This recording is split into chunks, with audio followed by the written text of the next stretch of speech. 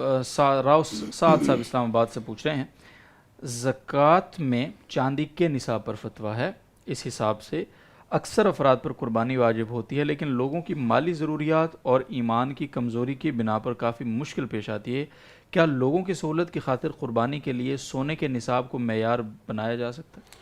دیکھیں، اس پر عرصہ دراز سے غور و فکر چلا آ رہا ہے، لیکن ابھی تک کسی نے بھی فتویٰ اس پر نہیں دیا کہ سونے کے نصاب کو معیار بنایا جائے قربانی کے معاملے میں۔ جی، البتہ یہ بات بھی اپنی جگہ بالکل ٹھیک ہے کہ اس وقت سونے کا جو نصاب تھا عہد رسالت میں اور عہد صحابہ میں، اس میں اور چاندی کے نصاب میں کوئی زیادہ فرق نہیں تھا، اور اب بہت بڑا فرق پیدا ہو چکا ہے۔ تو سونے کا نصاب کی قیمت بہت زیادہ بنتی ہے، چاندی کے نصاب کی قیمت اس کے مقابلے میں بہت تھوڑی بنتی ہے۔ تو ایک تو یہ بات ہے۔ دوسری بات یہ ہے کہ واقعتاً بعض لوگوں کے مالی حالات اتنے کمزور ہوتے ہیں کہ کھینچتان کا نصاب تو پورا ہو جاتا ہے، یا بعض اوقات ایک سے زائد جب اموال ہوتے ہیں تو چونکہ اس صورت میں وزن کا اعتبار نہیں ہوتا بلکہ قیمت لگائی جاتی ہے، تو کسی کے پاس اگر 1 تولہ سونا بھی ہو اور اس کے پاس 50 روپے بھی ہوں تو نصاب پورا ہو جاتا ہے۔ تو ایسی صورت میں ظاہر ہے کہ ایک عام متوسط آدمی جو تنخواہ دار ملازم ہے یا چھوٹی موٹی اس کی دکان ہے، مشکل سے گزارا ہوتا ہے مہینے کا، تو اس پر اگر قربانی کو لازم کیا جائے تو وہ بڑی دقت میں پیش آئے گا۔ وہ قربانی تو کر لے گا لیکن اس سے مہینے بھر کے اخراجات پورے کرنا مشکل ہو جائے گا، وہ قرض لینے پر مجبور ہوگا۔ یا بعض اوقات خواتین کے پاس 1-2 تولے کا زیور ہوتا ہے، چھوٹی سی نقدی ہوتی ہے، یا ضرورت سے زائد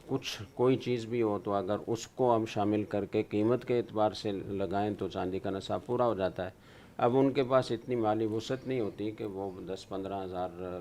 کم از کم آج کل حصہ بنتا ہے، بڑے جانور میں بھی اگر لیں تو 10,000 12,000 15,000 یہ عام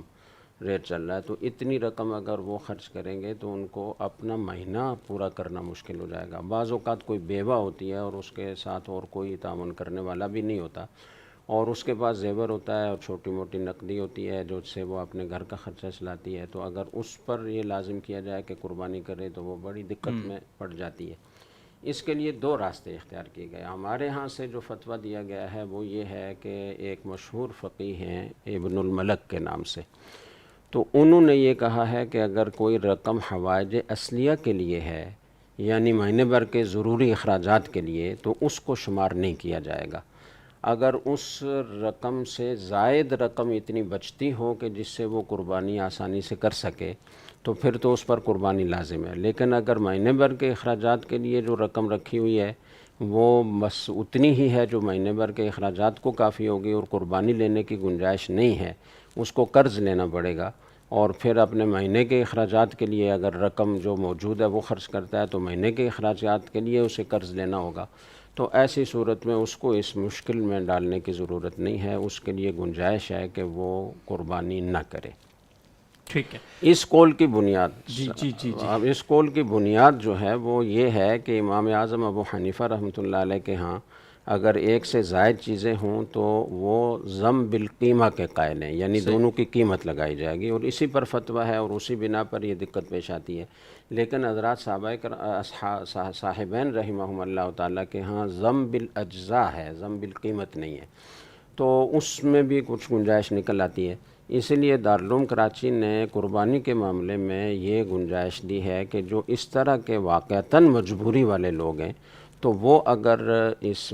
قربانی کے معاملے میں، صرف زکوٰۃ میں نہیں، صرف قربانی کے معاملے میں اگر سونے کے نصاب کو معیار بنائیں اور ان کے پاس موجود جو اموال ہیں وہ سونے کے نصاب کو نہ پہنچتے ہوں، اگرچہ چاندی کے نصاب کو پہنچتے ہوں، لیکن قربانی کرنے میں ان کو اسی طرح دقت پیش آتی ہو جس کی تفصیل میں نے ذکر کی، تو ان کے لیے بھی گنجائش ہے کہ وہ قربانی نہ کریں، یعنی سونے کے نصاب کو معیار بنانے کی ان مجبور لوگوں کے لیے گنجائش ہے۔ تو یہ 2 قول ایسے ہیں کہ وہ اس کی وجہ سے وہ گنجائش پیدا ہو جاتی ہے، جو مجبور لوگ اس سے فائدہ اٹھا سکتے ہیں، جو کر سکتے ہیں وہ اس سے فائدہ نہ اٹھائیں، وہ بہرحال قربانی کریں۔